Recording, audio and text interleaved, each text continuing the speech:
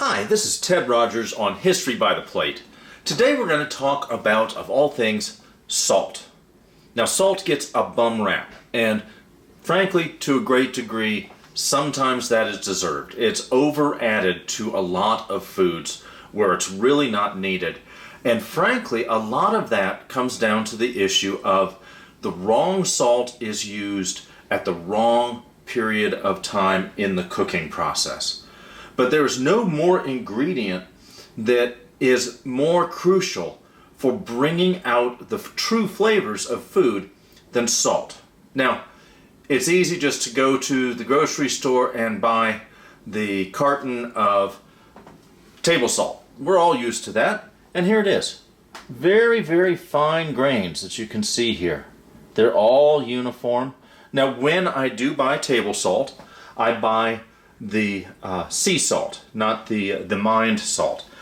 There are some health benefits to that. Now, next to it, you have kosher salt.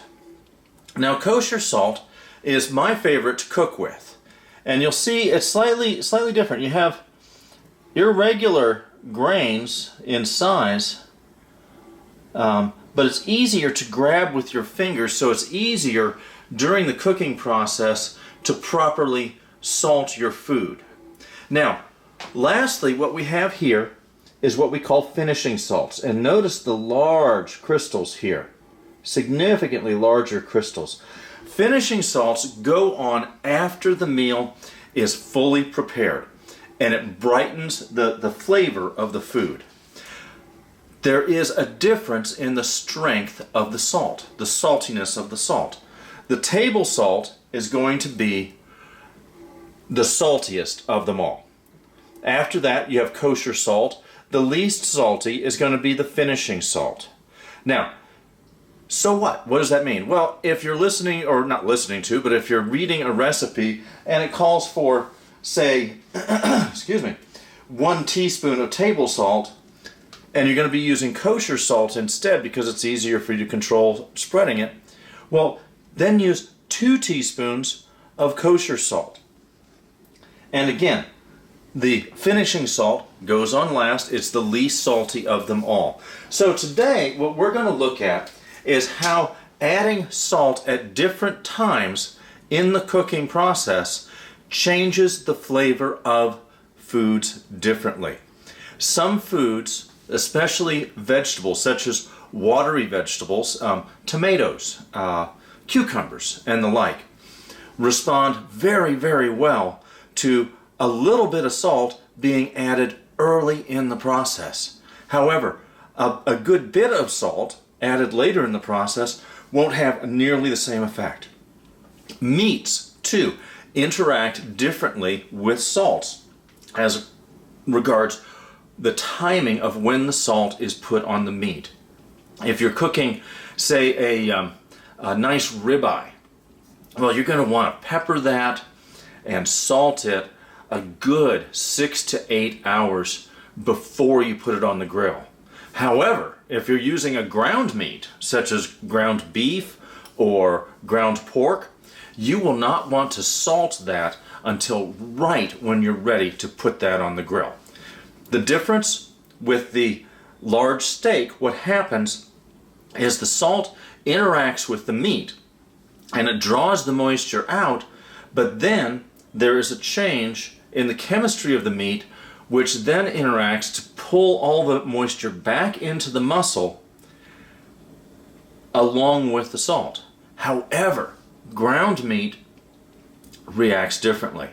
So if you salt ground meat too early in the process, you end up with a burger or whatever that tastes mushy. And that's just not a texture you want out of a good hamburger. So we're going to look today at salting your vegetables, how to bring out the best flavor in your vegetables. Again, I hope this is helpful. This is Ted Rogers on History by the Plate. Welcome back.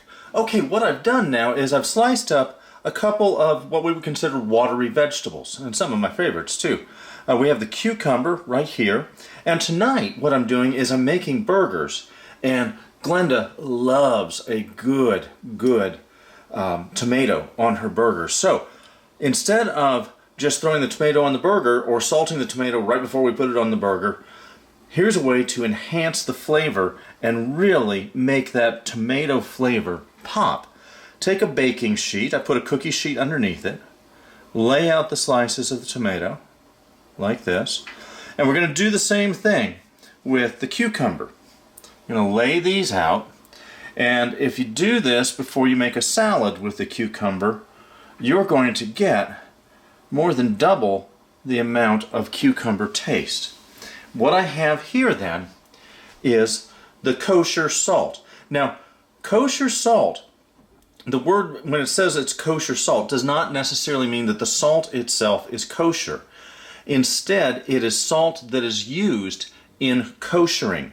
That is the Jewish process of preparing the meat, using salt to draw the blood out of the meat so that the meat can then be declared kosher. So, kosher salt or koshering salt.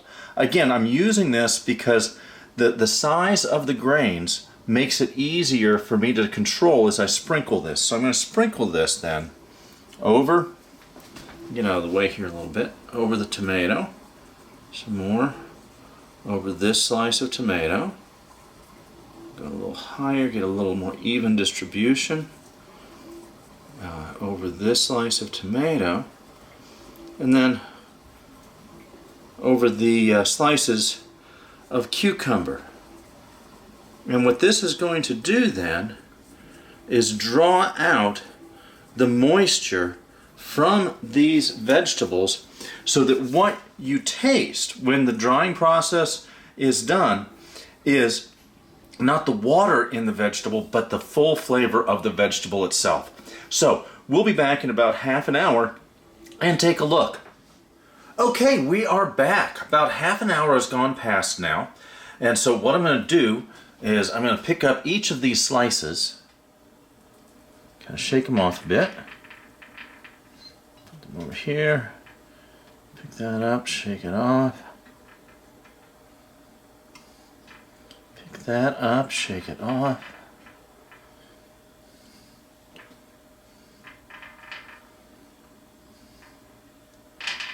and we're going to continue this, and we'll take a look then and see. Let me lift up the baking rack.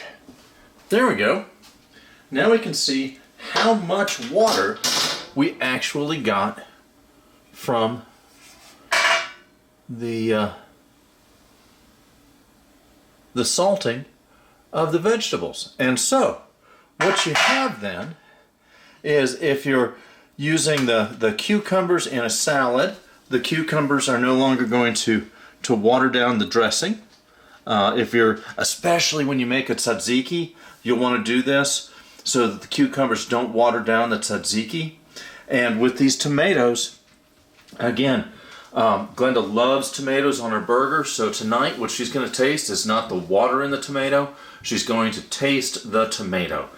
So, the proper use of salt for watery vegetables to draw out the water means starting just a little bit early. About half an hour before you build your salad. Prep your cucumbers and salt your cucumbers first. They take a little bit longer. Then prep your tomatoes, salt your tomatoes. By that time, when you do the rest of the salad, it'll take about another 20-25 minutes. Everything will be ready, and the vegetables in your salad are going to taste amazing. Give this a try, because it does make a big difference. I hope this has been helpful. This is Ted Rogers on History by the Plate.